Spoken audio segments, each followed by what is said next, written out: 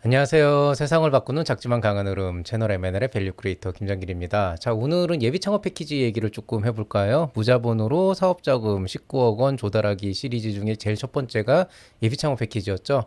제가 지난주에 2022년도에 어떤 식으로 이제 정부의 지원 예산이 짜이고 그 안에서 여러분이 어떤 식으로 이제 초기 자금을 조달할 것인지에 대해서 아주 간단한 포트폴리오를 만들어 드렸는데요.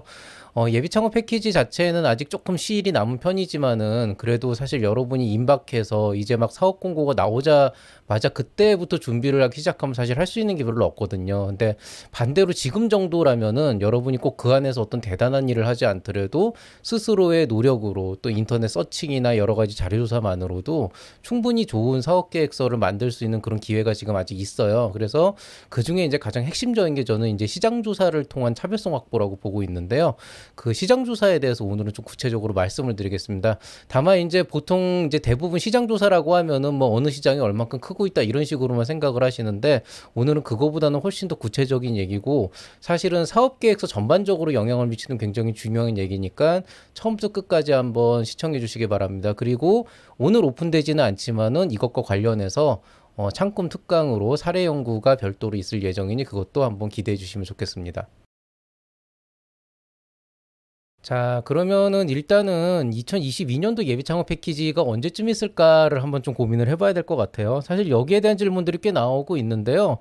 일단 뭐 제가 여기 입안자도 아니고 그다음에 실제로 아마 내년 초에 그 예비 창업 패키지나 이런 여러 가지 창업 지원 사업에 대해서 창업진흥원에서 이제 그런 세미나라고 하나요? 발표를 할 텐데요. 그런 것들을 본다고 하더라도 보통 뭐 언제 예정 이렇게 정했지 정확하게 며칠 날 한다 이러진 않고 실제로 뭐 이제 코로나나 여러 가지 상황을 해서 늦어질 수도 있거든요. 그래서 그냥 기존에 있는 기록을 바탕으로 유출을 하는 방법밖에 없는데 이제 보시면은 2019년도가 예비 창업 패키지 1회가 열렸던 시점이었어요. 그때 처음 열렸을 때는 2월 말에서 시작해서 한 4주 정도를 받았어요. 그래서 2월 28일에서 3월 28일 동안 받았고요. 그다음에 2020년에는 2020년 2월 달, 2월 초, 그러니까 한 달이 빨랐죠. 2월 초에 굉장히 빨리 떴는데 실제로 이제 종료는 3월 16일 거의 6주 정도 됐었는데요. 이때는 실제로 어떤 일이 있었냐면은 이제 그 코로나가 그때 본격적으로 퍼져가지고 되게 심각해지는 그 시기에 있어가지고 2월 3일 날 처음으로 이제 그 오픈이 되긴 했었는데 실제로 4주 뒤 2주가 더 연장돼가지고 조금 늦게까지 뽑았던 그런 케이스입니다. 그리고 이제 올해 2021년에는 3월 말에 시작해서 4월 19일에 끝났죠. 굉장히 늦게 떴어요. 제 예상보다도 훨씬 늦었던 게 저는 아무리 늦어도 3월 초고 더 늦어봤자 3월 중순이라고 생각했는데 3월 말에 떴는데 뭐 이유를 굳이 따지자면 올 초가 여러분 기억을 하실지 모르겠지만 이때 또 코로나가 한번 또 확 올라가서 한창 정신없던 시기가 넘어가면서 뭐 국민상생지원금이나 뭐네 막 이렇게 정신없던 시기였거든요. 근데 아무래도 이런 좀 혼란의 시대에는 그런 시기에는 이제 좀 이제 정부 지원 사업이나 이런 것들을 하는 일들이 다른 일들이 밀려가지고 조금씩 이렇게 좀 지연이 되거나 그런 경우가 굉장히 많습니다. 그래서 대충 이 정도 흐름이고요. 그러니까 좀 기록을 보시면 알겠지만 히스토리가 약간 좀 왔다 갔다 하죠. 그래서 일단 제 예상으로는 뭐 어쨌든 내년에 3월 정도에는 어쨌든 공고는 나온다. 2월 초에 나올 것 같진 않아요, 솔직히. 2월 초에 나올 것 같지는 않은데, 만약에 여러분이 예비 창업 패키지로 준비한다라고 한다 그러면 일단 최악의 경우 2월 초에 나올 수도 공고가 나올 수도 있다라는 거 하는 걸 전제 조건에 깔고 시작하셔도 좋고요. 근데 지금 또 코로나가 또 기승을 부려가지고 제가 볼 때는 이것 때문에 내년도에 좀 중기부나 다른 여러 중앙부처에서 할 일이 되게 많을 것 같거든요. 그래서 제 생각에는 빨라야 3월 초. 늦으면은 3월 한 중순 정도에 나오지 않을까. 뭐 3월 말은 조금 너무 심한 것 같고, 약간 이렇게 생각을 하고 있기 때문에 대충 그 정도 기간을 가져놓고 여러분이 지금 준비하고 있는 그 창업의 포트폴리오를 좀 구성을 해보시면 좋겠습니다. 자, 어찌됐건 간에 지금 뭐 올해가 거의 끝나가고 있지만, 이제 12월이 한 일주일 정도 지나면 이제 끝나게 되겠지만은, 그럼에도 불구하고 준비할 시간은 충분히 있어요. 어차피 예비 창업 패키지 사업 계획서라고 하는 건 최대 5페이지, 보통은 한 7페이지에서 10페이지 정도 쓰시는 것 같은데 뭐 그 정도 분량이라고 하는데 사실 그 정도 서류 쓰는 게 그렇게 많은 시간을 요하는 게 아니고 사실 그 서류를 쓰는 분량보다는 이제 거기에 어떤 내용을 집어넣고 내 사업을 어떻게 설명을 하고 관련돼서 어떤 준비를 하고 그런데 이제 시간이 많이 남아 있기는 한데요. 근데 예비 창업 패키지라고 하는 게 사실은 아무리 우리가 어느 정도나 사업을 준비하고 있는가를 본다고 하지만은 뭔가 어떤 그 제품을 실제로 만들어낸다거나 이런 건 아니거든요. 결국에는 페이퍼로 승부하는 게 예비 창업 패키지이기 때문에 단순히 서류를 쓴다는 과정으로 보면은 지금부터 한 달 동안 정말 빡세게 고민하고 뭐 적어도 뭐 지금부터 바로 쓰시든지 아니면은 뭐 1월 달부터 쓰시더라도 한 3번 정도 이렇게 좀 탈고를 거쳐가지고 충분히 좋은 사업 계획서를 쓸 수 있는 시간은 얼마든지 있다는 거죠. 그러니까 뭐 시간이 가면 갈수록 점점 더 힘들어지니까 연말쯤 됐을 때 본인의 사업에 대해서 한번 고민을 다시 한번 해보는 것도 굉장히 좋을 거라고 생각을 합니다. 자, 그럼 이제 여러분이 이제 가장 관심을 갖고 있는 거는 이제 예비 창업 패키지에서 선정될 수 있는 확률을 높일 수 있는 방법이 무엇이냐. 그게 사실 이제 인터넷 찾아보면은 제 유튜브가 아니더라도 굉장히 여러 가지 조언을 주시는 그런 분들이 많잖아요. 또 뭐 돈을 내고 하는 컨설팅 같은 것도 있을 수가 있고, 뭐 브로커는 제가 뭐 애초부터 아웃을 시키니까 뭐 별로 얘기할 건 아니지만은 뭐 그리고 문제 여러분이 여기저기 창업 특강이나 이런 걸 들어봐도 실제로 뭐 이렇게 하면은 선정 확률이 높아집니다. 뭐 이런 거는 이렇게 해야 됩니다. 이런 얘기들은 굉장히 많이 듣는데 간혹 가다 보면 이렇게 좀 상반된 얘기들도 있고 정말 저것만 가지고 선정이 될까 이렇게 하는 경우도 있지만 또 처음 이런 걸 해보는 사람 입장에서는 어쨌든 뭐라도 이런 지원 자금을 받으면 내 사업을 조금 더 안정적으로 할 수 있는 건 사실이니까 그러니까 이제 좀 약간 그 물에 빠진 사람 지푸라기 잡듯이 뭔가 뭐라도 좀 이렇게 해보려고 되게 열심히 노력을 하고 있잖아요. 근데 이게 사실은 좀 복불복도 있고요. 저도 뭐 이렇다라고 말씀드리기는 어렵지만은 그래도 여태까지 한 지난 3년간 예비 창업 패키지에 선정된 분들의 어떤 추이나 그 사람들의 사업 계획서를 이제 많이 상담을 해본 사람으로서 실제로 저는 선정 전에도 많이 상담하지만 선정된 이후에 그 사업을 어떻게 끌어갈까를 보는 경우도 많아서 선정된 사업 계획서를 되게 많이 봐요.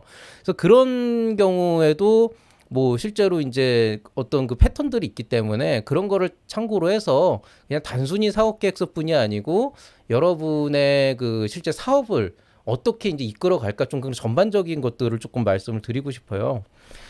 일단은 뭐 보편적으로 예창패 선정률 높이는 방법이다 그러면은 뭐 서류적으로는 뭐 그래프를 예쁘게 넣어라, 첫 페이지를 잘 써야 된다, 뭐 임팩트가 있어야 된다, 뭐 제목을 어떻게 써라 이런 테크닉적인 요소들이 있는데 그 테크닉적인 요소들은 실제로는 지금 당장 안 해도 상관은 없어요. 왜냐하면 어차피 뭐 예쁘게 꾸미는 데코레이션은 사실은 선정 기간 그 신청 기간 동안에 한 3주 정도 있기 때문에 시간이 3주 4주잖아요. 보통 4주면은 4주 동안에 얼마든지 할 수 있거든요. 진짜 정 안 되면 주변에 디자인 잘하는 사람이나 이런 사람들 부탁해가지고 그림도 예쁘게 그릴 수도 있기 때문에 실제로 뭐 그런 테크닉적인 요소가 지금 필요할 것 같지는 않고요. 오히려 이제 제가 만약에 뭐 보편적으로 제가 권장하는 건 아니에요. 저는 이렇게는 권장 안 하는데 그냥 보편적으로 막 이제 여러 뭐 심사위원이 말하는 뭐 예비 창업 패키지 뭐 선정 방법 뭐 이런 거 보면은 제일 많이 얘기하는 게 나는 이런 사람들을 주로 준다 그러잖아요.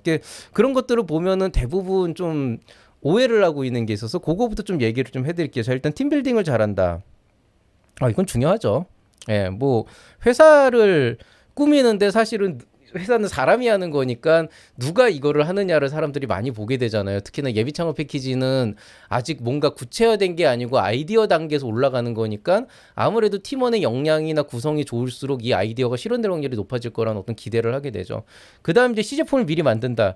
이게 사실 좀 애매한 표현인데 어떤 사람들은 시제품 만들었기 때문에 내가 선정 확률이 높다 이렇게 생각하시는 분들이 있는데 생각보다 그렇진 않아요. 고이유는 조금 뒤에 얘기해주고 매출을 내본다. 실제로 이게 시장에서 먹힌다는 걸 검증한다는 얘기인데 이게 사실은 되게 위험한 얘기라서 요 세 가지가 일반적으로 많이 나오는 얘기인데요. 이게 실제로 의미가 없진 않아요. 그러니까 팀빌딩을 굉장히 잘 해놓는다든가 아니면 시제품을 실제로 어느 정도 좀 만들어서 좀 기반을 보여준다든가 아니면 정말로 이게 된다라고 하는 걸 시장에서의 가치를 뭔가 실질적인 어떤 성과로 보여준다는 아이디어 자체가 잘못된 건 아니고 실제로도 효과는 있는데 여러분이 생각하는 것만큼의 효과는 없어요. 실제로 그냥 내가 이거 했기 때문에 난 될 거야 이러지는 않는다는 거죠. 그 이유를 좀 말씀을 드릴게요. 일단 팀빌딩을 잘한다는 좋긴 좋아요. 왜냐하면 내가 IT 쪽 개발한 뭐 플랫폼을 개발하겠다 그랬을 때 팀원 중에 플랫폼 개발할 수 있는 그런 개발자가 있다 그러면 적어도 이 회사는 개발하는데 그걸 구현하는데 어려움을 다른 아무것도 없는 1인 기업보다는 더 덜 겪을 것이다. 이런 게 있잖아요. 뭐 얘가 예를 들어서 뭐 어떤 그 뭐냐 하드웨어를 만드는데 실제로 뭐 기계나 전기 쪽 전공에 이런 걸 할 수 있을 것 같은 사람이 팀원에 있다든가 뭐 아니면은 뭐 내가 이거를 하려 그러는데 이쪽은 마케팅이 중요한데 마케팅 쪽에 이제 경험이 있는 사람이 있다든가 뭐 심리학 쪽을 하려 그러는데 심리학 전문가가 팀원에 있다든가 이런 것들은 어쨌든 이게 실제로 될지 안 될지 시장성이나 사업성과는 별개로 일단 아니 이 사람들은 이걸 만들 수는 있을 것 같아. 요런 어떤 기대도 있고 이걸 어떻게든 사업화 좀 할 수 있을 것 같아라는 기대의 심리가 있기 때문에 효과는 분명히 있지만은 어렵죠.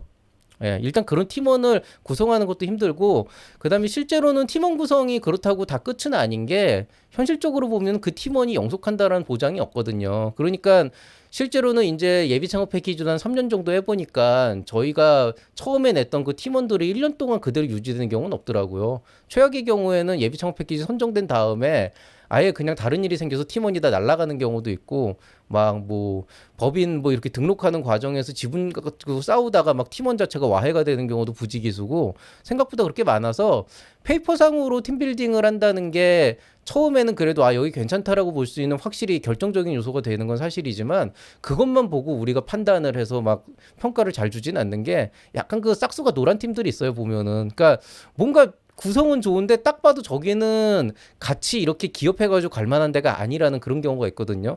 사실 그런 경우에는 사실은 이게 아무리 좀 좋은 요소라고 하더라도 실제로 이렇게 뭐 점수를 잘 주거나 그렇게 해서 꼭 선정이 되는 건 아니죠. 그 다음에 이제 시제품을 미리 만든다.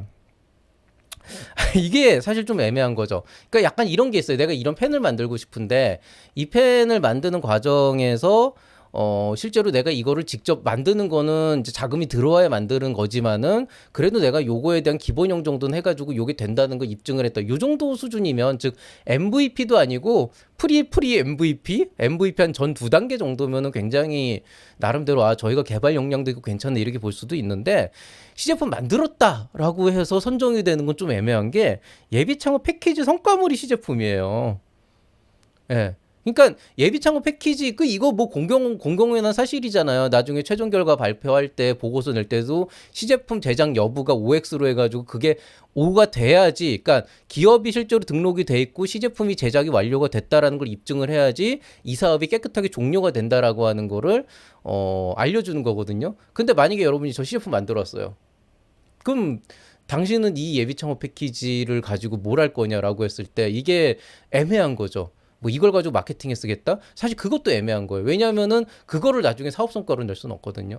그러니까 실질적으로 보면은 이제 그런 요소들이 있고 또 하나는 시제품을 만들었다고는 했는데 그 시제품이 실제로 여러분이 만들어 보긴 했지만 이게 실제 시장에서 그 시제품이 쓰일지 안 쓰일지 효과가 있을지 없을지는 모르는 거잖아요. 그게 뭐냐면은 막상 이제 사업 선정돼가지고 사업자 해보다 보니까 이거 완전히 쓸모없는 거고 고객들이 원하는 건 다른 거라서 완전히 새로 만들어야 되는 경우도 있거든요. 그런 경우에는 사업 자체가 완전 피보팅이 이루어지게 되는 거죠. 피보팅이 이루어지는 것 자체가 잘못된 건 아니고 그럴 수도 있는 건데요. 이제 제가 얘기하고 싶은 거는 시제품이라고 하는 거의 의미가 딱 그 정도 수준이라는 거예요. 팀빌딩의 의미라고 하는 게 아까 말씀드렸듯이 아 팀원이 있으니까 일을 좀 더 잘하겠네 정도 이상의 의미를 주지 않는 것처럼 언제든 깨질 수 있는 게 팀이라고 하는 그런 불안 요소가 있는 것처럼 언제든 바뀔 수 있고 언제든 쓸모가 없어질 수 있는 게 시제품이기 때문에 미리 만들었다라고 하는 부분에 대해서 아 저 사람은 사업 의지도 굉장히 열심히 하고 있고 잘할 것 같아라고 하는 어떤 그 제품 개발의 신뢰는 높일 수 있지만 그 이상의 의미를 주지는 않는다는 거죠. 매출을 내본다. 이거 위험하죠. 회사도 없는 예비 창업자가 매출을 낸다. 이거 셋 중에 하나잖아요. 기존의 다른 기업에서 이런 것들을 해가지고 매출을 내서 뭔가 시장 검증을 했다. 그럼 그거는 그 회사의 브랜드와 그 회사의 인맥과 그 회사의 어떤 기존의 유통망을 통해서 낼 가능성이 크기 때문에 실제로 내가 단독으로 떨어져 나왔을 때 똑같은 결과를 낼 거라고는 장담할 수가 없죠. 그러니까 그게 시장에서의 어떤 반응을 본다라고 얘기하기가 힘든 거예요. 시장에서 반응이 잘 나왔다고 하더라도 그거는 내 거가 아닌 거죠. 그러니까 그런 문제도 있고요. 또 하나는 내가 정말로 매출을 냈어. 이거는 이제 세금 문제가 좀 걸리죠. 예, 불법이잖아요. 예. 그러니까 탈세잖아요, 탈세. 왜냐하면은 엄밀하게는 그 뭐냐 실제로 이제 여러분이 만약에 매출을 내기 위해서 간이 사업자를 냈다 그러면은 예비 창업 패키지 지원 자격이 안 되는 거고. 그리고 사업자를 안 낸 상태에서 매출을 실제로 냈다라고 하면 이거는 내가 명백한 불법 행위를 했다라고 하는 걸 만천하에 알리는 거고. 물론 그 사이에 조금 애매하게 껴있는 단계가 있기는 한데, 그러니까 뭐 예를 들어서 간이 사업자도 아니고 뭐 좀 애매한 단계가 있기는 한데 그렇게까지 맞춰가지고 이게 할 일은 아니라는 거죠. 그게 아니면은 뭐 간접적으로 매출에 준하는 뭔가를 보여주는 건데 사실 그것도 그렇게 수치적으로 보여주기 쉽지 않고. 그러니까 사실은 예비 초기 창업자라면은 매출을 내본다라고 하는 게 굉장히 중요한 요소지만 예비 창업자는 사업도 시작을 안 한 사람이 매출을 낸다는 것 자체가 좀 어불성설이라 이건 조금 애매하게 되는 겁니다. 뭐 결국은 뭐냐면은 제가 앞에서 얘기한 이 세 가지 요소가 마치 누가 얘기할 때는 이게 굉장히 결정적인 요소고 이것만 되면은 여러분이 예비 창업 패키지 선정돼 가지고 돈 받을 수 있다 이렇게 보통 이제 호도를 하는 경우가 있는데, 제가 이제 말씀드리고 싶은 건 어느 쪽이 됐건 아예 안 한 거는 없는 것보다 훨씬 나아요. 여러분의 노력이니까. 그렇지만은 그게 전부는 아니기 때문에 사실은 좀 예비 창업 패키지라고 하는 거를 이렇게 그냥 지엽적인 요소들을 해가지고 뭔가를 내려고 하는 것보다는 사실은 좀 더 핵심에 근접해서 준비를 잘해야 된다. 이런 말씀을 드리려고 하는 거고요. 그러면은 결국에는 여러분이 예비 창업 패키지를 선정이 되려면은 시제품을 만들었다, 팀원이 좋다, 뭐 매출과 같은 시장 검증을 해봤다, 이게 아니고 예비 창업 패키지에 선정되기 위해서는 결국에는 그 요소가 아니고 좋은 평가를 받기 위한 거잖아요. 앞에 얘기한 세 가지 요소가 물론 좋은 평가를 받기 위한 조금의 양념은 될 수 있겠지만, 그렇지만 어쨌든 중요한 거는 점수를 잘 받으면 선정이 되는 거잖아요. 자, 그럼 이제 우리가 아예 본질로 돌아가서, 제가 오늘 얘기하는 건 사업의 본질이 아니고 업의 본질이 아니고 예비 창업 패키지 사업계획서에 대한 얘기니까요. 예비 창업 패키지 사업계획서라고 하는 게 잘 쓰여졌을 때 점수가 높게 받으려면 어떤 것들이 있어야 되냐. 이게 참 친절하게 창업 지원 사업은 친절하게 그 선정평가 평가지표가 나와 있어요. R&D 지원 사업은 안 나오거든요.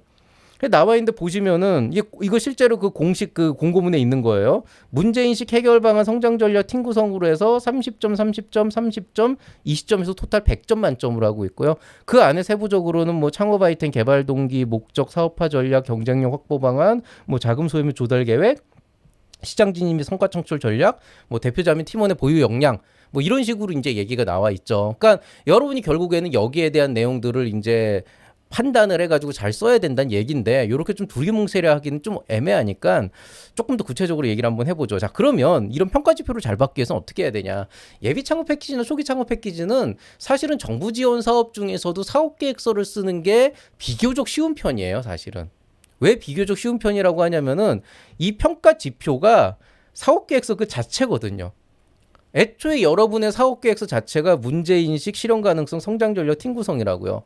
그러니까 제가 가끔씩 이거 시험 보는 거 아니니까 문제에다가 모분 답은 적듯이 적지 마라 이렇게 말씀드렸지만은, 그럼에도 불구하고 각각의 항목에다가 적절한 내용들을 잘 넣어서 전반적으로 하나로 쫙 이어질 수 있는 어떤 하나의 그 스토리텔링을 잘 이어준다면은, 그렇게 이어줄 수가 있다라고 하게 된다 그러면은 분명히 점수는 잘 받게 될 수밖에 없는 거거든요.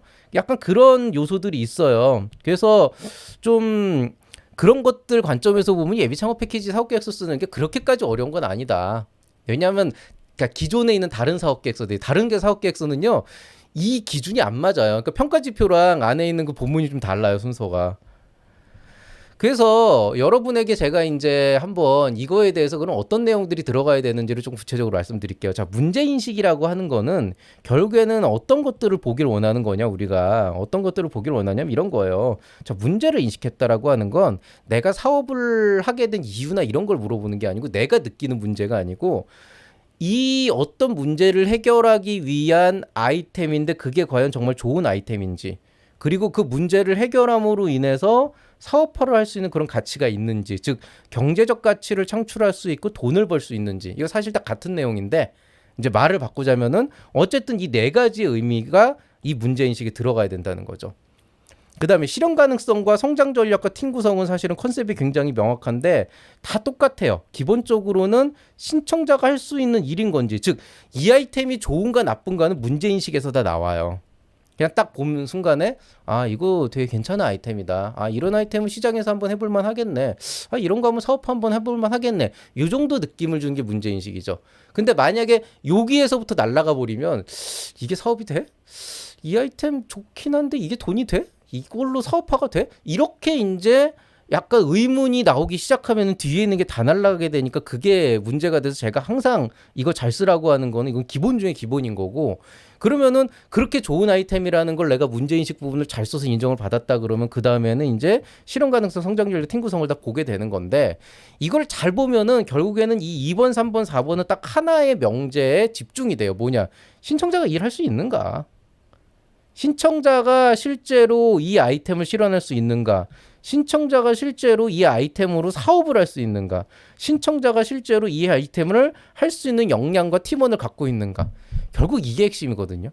그래서 실현 가능성 쪽은 잘 읽어보시면은 실제로 그 안에 들어가야 되는 내용은 이 사람이 시장과 사업을 얼마나 잘 이해하고 있는지, 그리고 그 시장에 정말 돈을 벌 수 있는지, 그거에 대한 가능성을 보는 거죠. 물론 이제 뭐 제품 개발이나 이런 것도 있죠. 그 다음에 이제 성장 전략 같은 경우에는 신청자가 할 수 있는 거 2인데 자금 활용 방법이 적당한 건지, 실제로 이 제품 개발할 수 있는 건지, 시장 진입해가지고 팔 수 있는 건지, 이런 것들을 이제 주로 보는 거죠. 그러니까 말 그대로 여기는 어떤 그 계획의 성공 가능성이다 그러면 이건 실제로 이 계획 자체의 어떤 현실성을 보는 거고, 그 다음에 팀 구성은 이제 사람의 역량을 보는 거죠. 인력 조달에 어려움 없는가, 보통 이런 식으로 본단 말이에요. 자, 그러면 팀빌딩이 미리 되어 있다는 건 어떤 의미일까요? 팀빌딩이 미리 되어 있다는 거는 인력 조달에 어려움이 없다는 거예요. 즉 뭐냐, 4번 항목에서 여러분이 높은 점수를 받을 수가 있는 거죠. 어찌 됐건 간에. 예. 그렇지만 팀빌딩이 잘 됐다고 해서 좋은 아이템도 아니고, 팀빌딩이 잘 됐다 그래서 시장을 잘 이해하고 있는 것도 아니고, 팀빌딩이 잘 됐다고 해서 성장 전략이 우수한 건 아니죠. 그러니까 팀빌딩이 잘 됐다라고 하는 거는 아무래도 이쪽을 집중적으로 보는 사람은 일단 인력은 좋으니까 한번 좀 좋은 점수를 줘보자, 약간 이런 의미. 그러니까 어쨌든 4번에서는 좋은 점수를 받을 수 있어요. 그렇지만 1, 2, 3번은 아닌 거죠. 자, 그 다음에 시제품을 내가 미리 만들어봤다? 이거는 뭐죠? 자, 문제인식, 시제품을 만들었다는 게 문제인식이 제대로 됐다는 건 아니죠. 그 다음에 시제품을 만들어봤다는 게 시장에 대해나 사업에 대한 이해가 명확한 건 아니죠. 시제품을 미리 만들어봤다는 거는 제품을 개발할 수 있는가라고 하는 거를 물어보는 거예요. 즉 뭐냐면은 성장 전략상으로 봤을 때 회사의 어떤 계획으로 봤을 때 시제품이 어느 정도 됐으니까 적어도 이 기간 동안에 이 제품을 완성할 수 있을 것 같다라고 하는 어떤 그런 방향성이나 이런 것들에 대한 그 현실성이 조금 나오는 거죠. 실현 가능성에서도 조금은 있고요. 근데 주로 이제 보면은 이 예비창업 패키지라는 사업을 진행하는 과정에서 계획의 타당성에 조금 더 힘을 실어줄 수가 있기 때문에 여러분이 일단 만들어 놓은 시제품, 어쨌든 저 사람 뭐라도 했다, 즉 이 사업이 제로 베이스가 아니고 뭔가 좀이라도 했다라고 하는 데서 요 3번에서 요만큼 더 높은 점수를 받을 수 있죠. 정확하게는 1번, 2번 있다 그러면 2번에서 뭐 요만큼 더 높은 점수를 받을 수가 있죠. 그 다음에 뭐 팀 구성, 실현 가능성, 문제인식, 이건 다른 얘기죠. 그 다음에 매출을 낸다. 이거는요, 이건 아까 얘기했듯이 좀 조심스러운 얘기예요. 왜냐면은 이게 과연 합법의 범위 안에서 유의미한 매출, 그러니까 평가에 유의미할 정도로 매출을 낸다는 게 과연 합법적인 범위 안에서 어느 정도가 가능할 것인가가 저는 솔직히 좀 의문이라, 이게 뭐 좀 매출이 아니고 뭔가 좀 그 실제 시장에서의 어떤 적용 가능성, 뭐 예를 들어서 내가 뭐 네이버 스마트 스토어로 간단하게, 그건 이제 사업자 등록 안 해도 몇 개는 팔 수 있거든요. 그런 거 해가지고 조금 반응이 좋았다라든가 이렇게 나오면 되는데, 일반적으로 그게 또 유의미한 매출이 나오려면 보통 매출이 한 몇 천만 원 나와야 되는데, 그 몇 천만 원 나오면은 그게 또 이제 사업자 등록을 해야 되는 상황인 거고, 안 그럼 불법이 되고, 한 몇백만 원 나오는 걸로는 뭐 그것도 의미는 있겠죠. 근데 요거는 조금 조심스러운 부분이라 요거는 제가 좀 말을 좀 아끼겠습니다.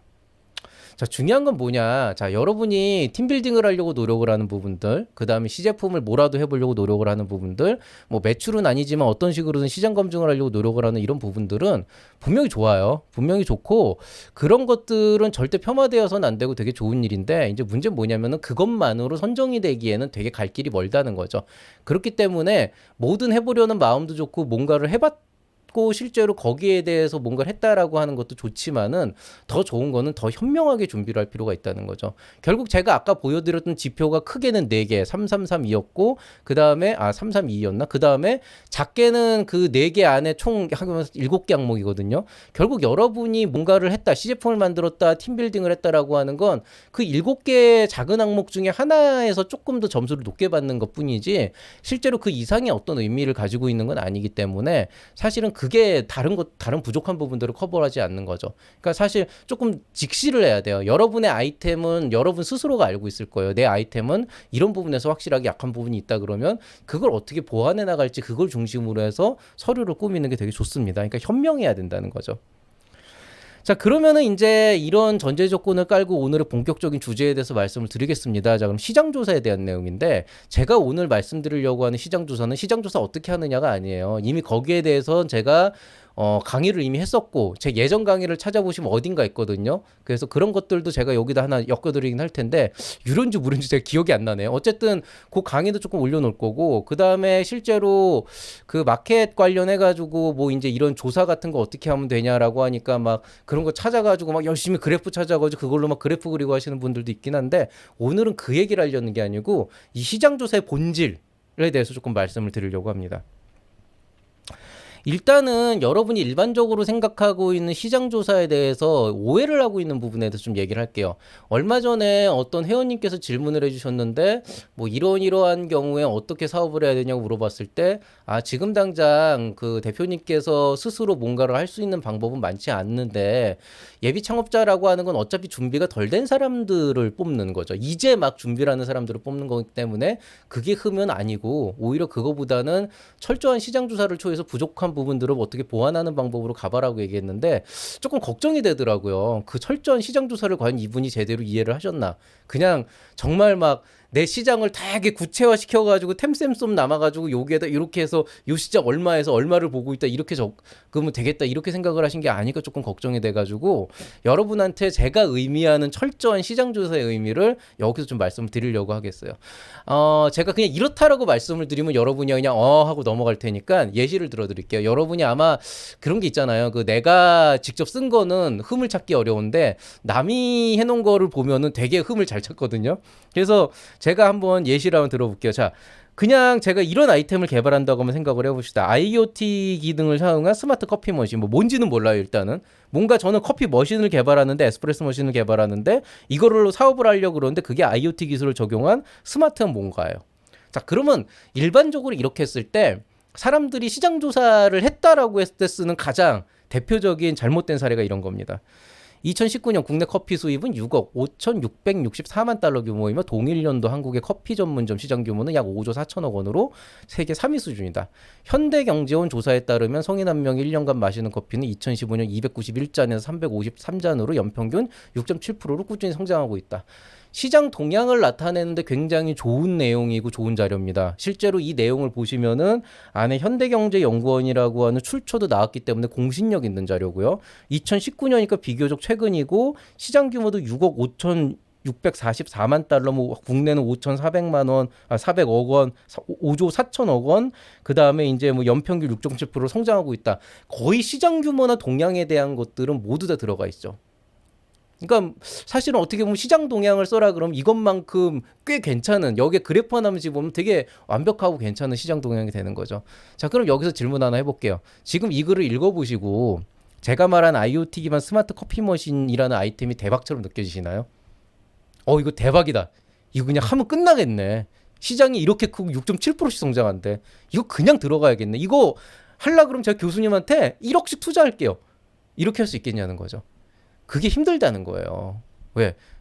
별로 매력적이지 않지 않아요? 그러니까 커피 시장이 커지고 있다는 건 알겠고 뭐 어쨌든 세계 3위라고 하는 것도 내가 몰랐던 사실이니까 이번에 좋은 지식을 쌓은 것 같기도 하고 뭐 성인 한 명이 1년간 마시는 게 뭐 2015년에서 2018년까지 291잔 353잔 야 그러면은 최근에 뭐 하루에 한 잔 마신다는 소리네 뭐 이것도 재미있는 어떤 상식적인 선에서 재미있는 요소가 될 수는 있겠지만은 여러분 이것만 가지고 와 시장이 이렇게 크고 있고 커피 이렇게 많이 마시니까 커피 머신 대박 이렇게 얘기할 수 있겠냐는 거죠.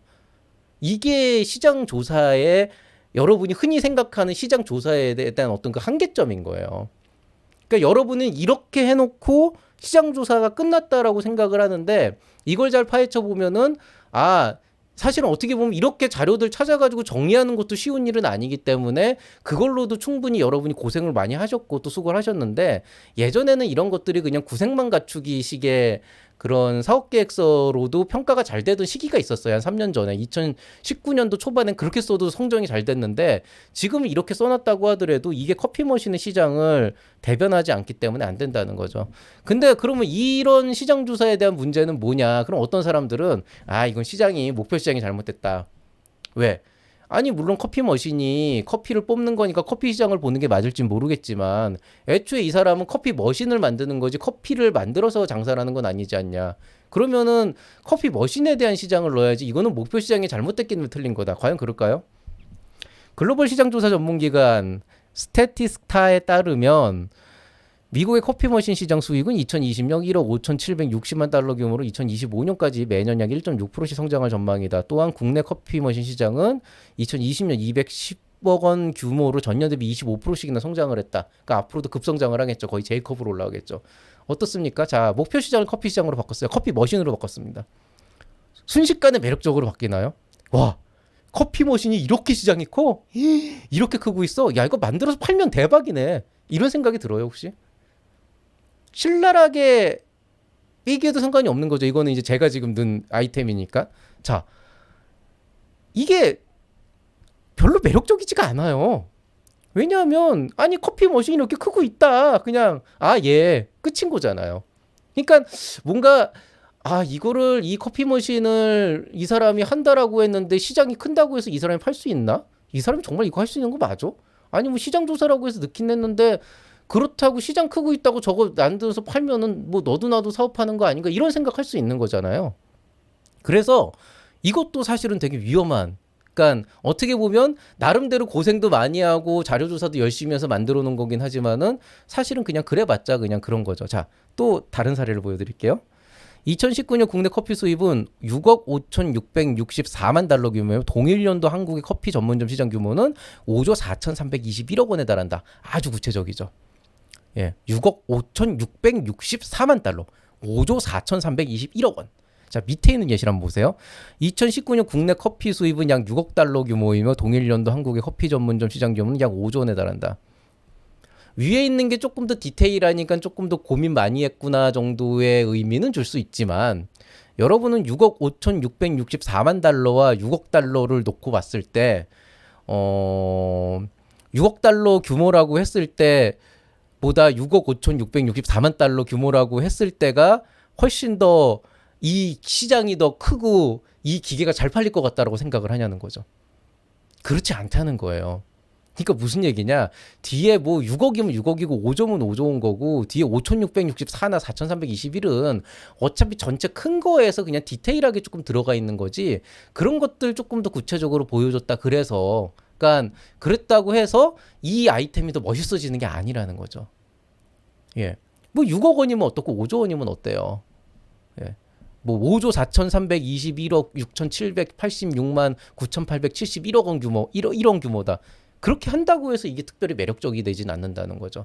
근데 철저한 시장 조사라고 말씀을 드리면은 또 오해를 하시는 분들이 이제 이런 숫자까지 맞춰야 되는지 이제 알고 계시는 거죠. 그러니까 어떤 분들은 이런 것들을 되게 막 통계까지 해가지고 정확하게 뽑아낸 다음에 이게 알고 보니까 CAGR 연평균 성장률이 25%가 아니고 정확하게 21.38%다 막 이렇게 하시는데 사실은 연평균 성장률 25%면 21.38%가 그렇게 중요하진 않아요. 사업계획서 자체에선. 근데 약간 여러분은 그런 거라도 해야 이 사업계획서가 조금 더 완벽해질 수 있다. 왜? 내가 그거 이상 할 수가 없으니까. 뭔가 좀 잘 모르겠으니까.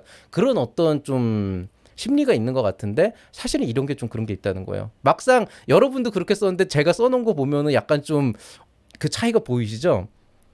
자, 하나 더 보여드릴게요. 이거는 아닌데? 예. 한 더 보여드릴게요. 2019년 국내 커피 수입은 약 6억 달러 규모이며 동일 연도 한국의 커피 전문점 시장 규모는 약 5조 원에 달한다. 2019년 국내 커피 수입 약 1억 달러 규모이며 동일 연도 한국의 커피 전문점 시장 규모는 약 5천억 원에 달한다. 자, 6억 달러가 아니고 1억 달러라고 칩시다. 조사를 해봤더니 5조 원이 아니고 5천억 원 규모라고 칩시다. 어때요? 5천억 원 정도 내니까 이 커피 머신이 훨씬 더 시장성이 안 좋아 보이나요? 5천억 원이 아니고 5조 원이라니까 이 스마트 커피 머신을 만들면 대박을 칠 것 같나요? 실제로 그렇진 않다는 거죠. 5조 원이나 5천억 원이나 당장에 내가 시작하는 단계에서 이게 그렇게 크게 유의미하진 않아요. 물론 시장 규모가 크고 시장의 성장률이 높아지면 높아질수록 내가 조금 더 시장에 들어가서 활동을 하면서 성장할 수 있는 기회를 더 많이 접할 수 있다는 건 사실이죠. 그렇기 때문에 그런 관점에서 이런 것들을 한 줄 정도 넣어주는 건 괜찮지만은 이게 내 사업의 어떤 본질적인 가치를 확 올려주는 요소는 되지 않는다는 거예요. 그렇기 때문에 사실은 우리가 시장 조사한다 그랬을 때 그냥 통계치 가지고 이렇게 하는 저기는 5조 원이 나는 5천억 원이다. 크게 의미 없어요. 왜? 저쪽에 5조 원이면 그만큼 플레이어들이 많겠죠. 그만큼 경쟁률이 치열하겠죠. 그러니까 그 안에서 살아남는 것도 쉽지가 않죠. 만약에 국내의 커피 전문점 시장 규모가 예를 들어서 10억 원이다. 이러면 고민 많이 해봐야죠. 왜냐면 먹을 수 있는 게 파이가 너무 적으니까. 근데 사람의 상식선에서 파이가 일정 규모 이상만 넘어가게 되면은 그 이상부터는 그냥 그 시장 자체가 괜찮은 시장이다라는 의미를 보여주는 게 이런 시장 동향이나 규모에 대한 얘기지 이 자체가 여러분의 아이템의 어떤 가치를 확 올려주지 않는다는 거예요. 왜냐면 그 시장이 내게 아니거든요. 아직은. 그러니까 여러분은 실제로 이 안에다가 뭘 집어넣어야 되는 거냐면 요 정도 시장 조사를 했으니까 나는 정말 철저하게 정확하게 다 했다. 목표 시장도 잘 정했다. 이게 아니고요. 실제로는 그 시장에서 내가 얼마나 많은 포션을 차지해서 먹을 수 있는지에 대한 어떤 그런 근본적인 고려가 그 안에 들어가야 철저한 시장 조사의 결론이 난다는 거죠. 자, 그래서 만약에 여러분이 지금과 같이 일반적인 시장 조사, 그냥 시장 규모, 연평균 성장률, 그 다음에 뭐 이 안에서 뭐 어떻게 성장하고 있고, 뭐가 돼 있다, 뭐 목표 시장이 요거다. 요 정도로 보통 여러분이 시장 조사를 하게 되면은 실현 가능성 파트 안에서도 시장을 잘 이해하고 있는가에서도 그냥 시장 얘기만 한 거예요. 커피 시장 이렇습니다. 커피 규모 시장 이렇습니다. 이렇게 얘기만 한 거예요. 근데 제가 늘 얘기하잖아요. 커피 시장 굳이 제가 뭐 6천억 달러네, 뭐 5조네, 뭐 이렇게 얘기 안 해도 그냥 국내 커피 시장이 많이 크잖아요. 커피숍도 많고 사람들 다 아이스 아메리카노 들고 다니고 그냥 커피 잘 팔리고 있는 건 다들 알잖아요. 레드오션이라고 생각해서 문제인 거지. 커피 시장 되게 크거든요. 앞으로도 성장하고 있고 적어도 5년 전 대비 지금 훨씬 더 커피 많이 마시잖아요. 그러니까 사실은 거기에다가 5천억 규모로 돼 있다라고 하는 정도로 그냥 끝내버리면은 뭐 5억 원 5조 원이었냐 아까? 그 규모로 된다라고 해서 끝내버리면은 그냥 그걸로 끝나는 거예요. 그래서 그렇게 되면은 여러분이 실제로 훨씬 더 잘할 수 있는 어떤 시장에서의 가치나 여러분의 어떤 입지나 이런 것들을 훨씬 더 매력적으로 보일 수 있는데 충분히 할 수 있음에도 불구하고 아이템 자체를 가치를 깎아버리는 거죠. 그런 상황에서 내가 시장을 잘 이해하지도 못하고 있고 어떤 시장을 노리고 있는지도 모르고 시장에 대한 어떤 이해도도 떨어지는데 거기에다가 팀 구성 아무리 잘해봤자 뭐 시제품 아무리 잘 만들어봤자 사실은 점수를 그렇게 높게 받기는 힘들다는 거죠. 팀 구성 점수는 높아지겠지만 다른 부분에 있어서는 결국에는 그건 앞으로 해야 될 일인 거잖아요. 시장에 어떻게 진입할 것이며 시장에서 어떻게 내가 볼 것이며 시장에서의 시야는 어떻게 쌓을 것이며 어떻게 고객과 소통할 것이며 아무것도 안 한 거거든요. 그러면은 그렇게 됐을 경우에는 결국엔 앞으로 할 일이 되기 때문에 그런 경우에도 물론 점수를 잘 받아서 올라가는 경우도 있죠. 뭐 기술력이 높고 막 이렇게 해가지고 뭔가 사람들이 뭔가 좀 저기는 이런 거 보완하면 되겠어 해서 올라가는 경우도 있지만 사실은 그럼에도 불구하고 여러분이 훨씬 더 잘할 수 있는 오히려 시제품을 만드는 것보다 팀원을 구하는 것보다 매출을 어거지로 만드는 것보다 훨씬 더 잘할 수 있는 어떤 그런 요소들이 분명히 있는데 그거를 못하고 있다는 거죠. 그런 게 좀 안타까워서 조금 구체적으로 한번 얘기를 해드릴게요. 자, 그럼 시장조사라고 하는 건 정말 진정한 의미의 시장조사는 뭔가?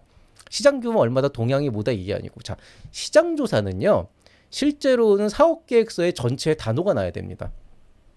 자, 그럼 이렇게 한번 생각을 해볼게요. 자, 제가 IoT 기반 스마트 커피 머신을 만들어요. 아직도 무슨 기능인지 몰라요. 저도 뭐 정의를 안 했으니까. 자, 어쨌든 뭔가 되게 좋은 머신이에요. 좋은 커피 머신이에요. 자, 그러면 첫 번째, 제가 이 제품을 누구한테 팔 것인가가 중요해요. 카페 주인한테 파는 그 카페용 대형 그런 대용량 머신을 만들 것이냐, 홈카페족들이 하는 그런 소량의 그런 이제 커피를 마시는 사람들을 위한 머신을 만들 것이냐 아니면 자판기 같은 거를 할 수 있는 그런 머신 기업용 그런 걸 만들 것이냐 그런 것도 제가 정의를 안 했잖아요. 그러니까 시장이 그냥 커피 머신 이만큼이 이렇게밖에 안 나오는 거죠. 그리고 내가 누군가한테 판다 그래서 그 사람들이 원하는 건 뭐냐 이거 좋으니까 사세요가 아니고 만약에 내가 카페들 주인한테 이거를 기존에 있는 머신을 대체할 수 있는 머신으로 팔기 위해서라면은 그 사람들이 도대체 뭘 필요로 하는지 기존에 있는 거에 대해서 어떤 것들이 불만이라 뭘 바꾸고 싶은지 그런 것들이 조사가 돼야 되는 거죠. 그리고 또 하나는 그러면은 카페 주인하고 나는 어떻게 소통을 할 것인가? 뭐 이런 것들이 좀 있잖아요. 자, 그러면 예를 들어서 이렇게 한번 예시를 들어봅시다. 뭐 예를 들어서 저는 홈카페족, 이제 홈카페 가정용 스마트 커피 머신을 만들겠다. 그리고 이런 주변에 이제 그 뭐냐 뭐 이런 그 뭐지 그 뭐 커뮤니티나 이런 데 열심히 찾아다니면서 블로그나 SNS 찾아다니고 그런 매니아들하고 계속 얘기를 해보면서 하다 보니까 이 사람들이 기존의 홈카페 머신도 좋은 것들이 많았지만 일단 가격 대비 기능이 조금 불편하고 맛도 그렇게 좋지 않더라. 그래서 나는 이 기능과 맛이라고 하는 걸 조금 다른 관점에서 특장점을 살리는 그런 커피 머신을 만들 거다. 뭐 이런 어떤 이제 방향성을 설정을 했다고 치죠. 자, 그러면 이 사람들한테 어떻게 판매를 할 것인가? 그럼 뭐 내가 그동안에 계속 소통을 해왔으니까 그런 홈카페를 하는 사람들하고 계속 소통을 할 거고, 그러다 보면 그 업계에서 되게 유명한 바리스타 이런 사람들도 만날 테니까 그런 사람들하고도 좀 계속 관계를 맺으면서 어떤 뭐 MOU 같은 것도 맺어보고 블로그 활동도 해야 되고 커뮤니티에서도 조금 괜찮은 위치까지 올라가는 그런 것들도 좀 하고 해서 인지를 계속 높이고 있다. 뭐 이런 식의 어떤 얘기가 나오게 되는 거죠.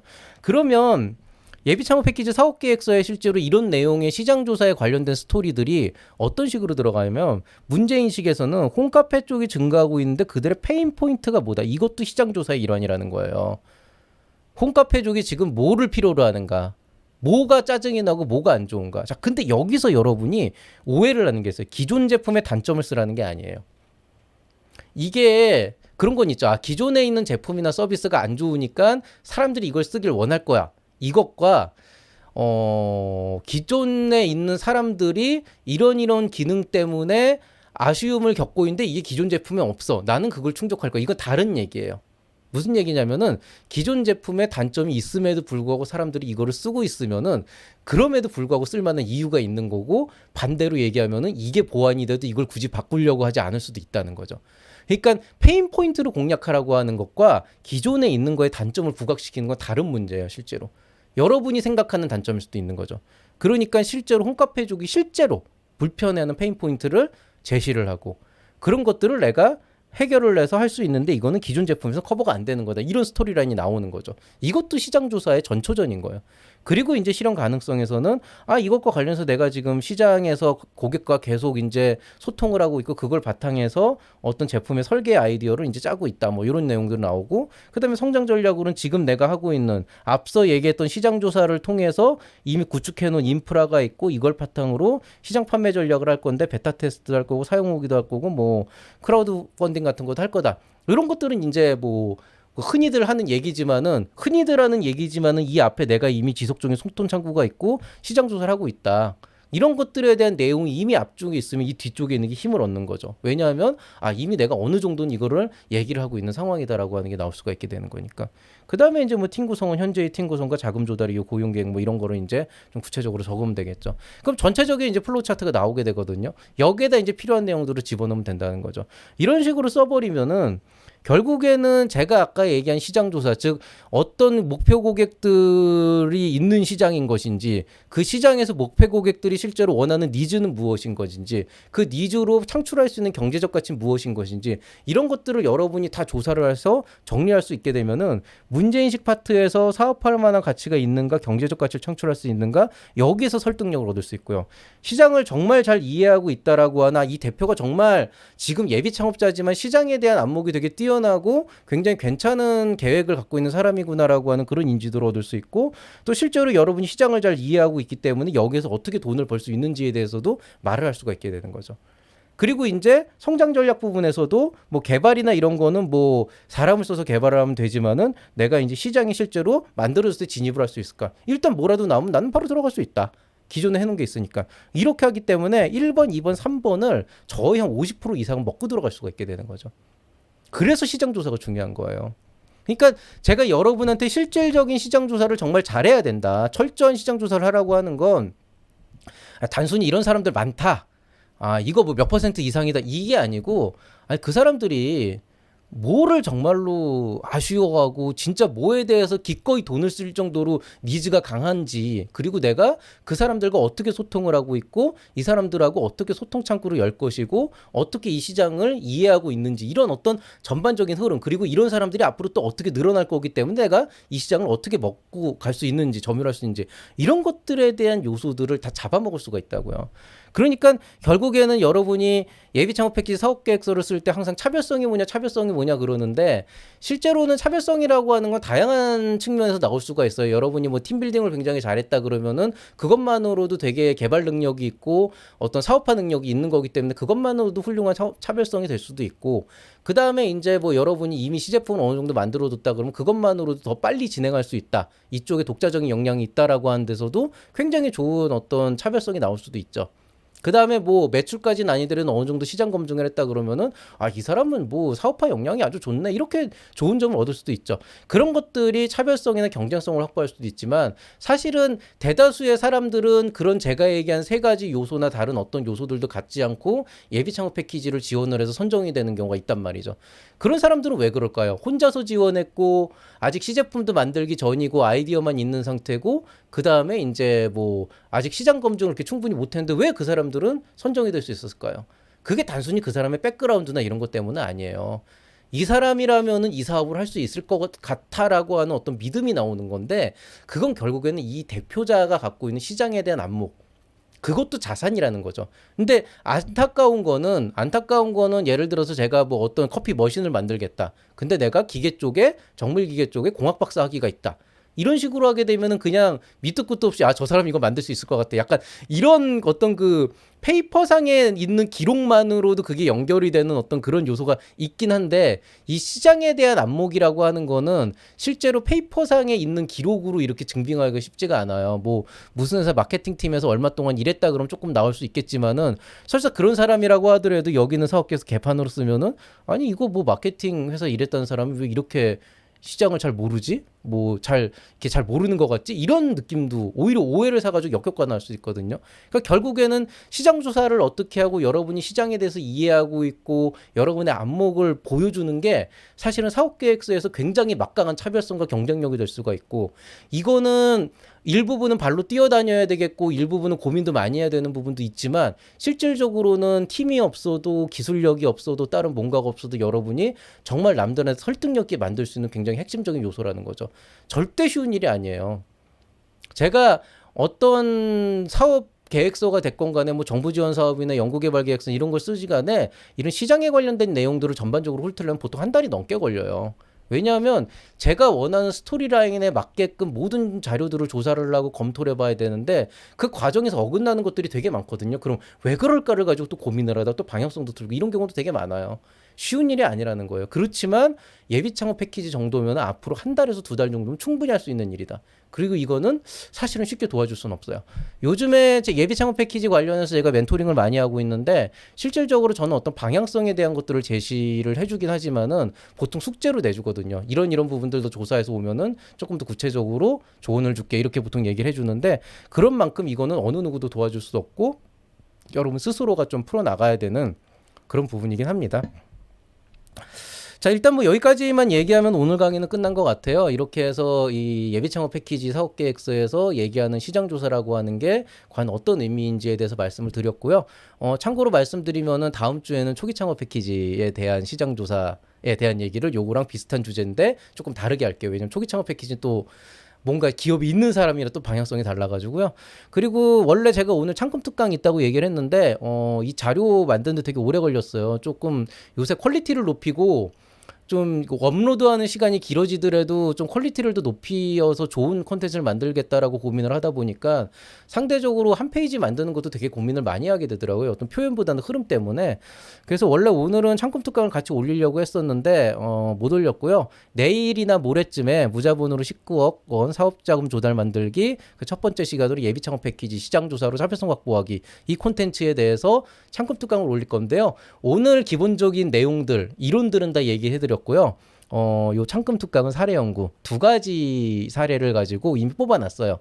참고로 얘기하면 로봇 쪽 기술 하나 하고, 그 다음에 그 뭐였지? 교육 쪽 플랫폼 하나하고 해서 두 가지를 뽑아놨는데 그 두 가지를 실제로 이제 시장 조사를 하게 된다 그러면 어떻게 접근을 하면 되는지 사례 연구로 얘기를 하겠습니다. 물론 그 사례 연구에 정확한 표현이나 글을 써주진 않지만은 어떤 그 시장에 대해서 접근하는 방법이나 전략을 짜는 방법 이런 것들을 좀 구체적으로 해서 여러분의 사업에 충분히 적용을 해볼 수 있는 응용을 해볼 수 있는 방향으로 그렇게 한번 구성을 해보겠습니다. 자, 오늘 강의는 여기서 마치도록 하겠습니다. 모두들 수고 많이 하셨고요. 이거 오늘 좀 눈이 어제 오늘 와가지고 길바닥에 많이 얼어 있는 상태인데 모두들 출근길, 퇴근길 조심하시기 바랍니다. 그럼 저는 이만 인사드리도록 하겠습니다. 이상 채널 M&R의 밸류 크리에이터 김장길이었습니다. 감사합니다.